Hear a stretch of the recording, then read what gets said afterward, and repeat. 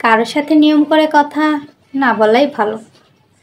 কথা বললে মায়া বাড়ে, অভ্যাস হয়ে যায়, আর তারপর সেই মানুষটা যখন কথা বলা বন্ধ করে দেয় তখন দম বন্ধ হয়ে আসে, খালি খালি লাগে সব কিছু।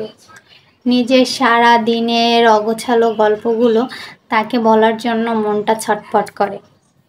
বুকের ভিতর তীব্র ব্যথা অনুভব হয়, যে অনুভূতিটা খুব বাজে, ভীষণ কষ্টের।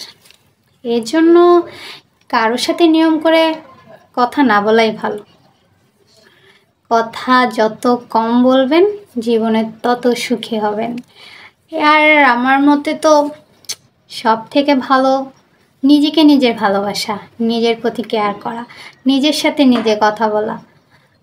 কারণ যখন কেউ বুঝতে পারবে যে আপনি তার উপর নির্ভর করে আছেন, তখনই সে পল্টি নেবে, সে নিজেকে চেঞ্জ করে নেবে। যে লোকটা এক সময় আপনাকে বলতো আপনার কথাগুলো শুনতে আমার ভীষণ ভালো লাগে, সেই লোকটাই এক সময় বলবে বেশি কথা বলো না তো, ভালো লাগছে না। তো তখন আর অনুভূতিটা খুব বাজে।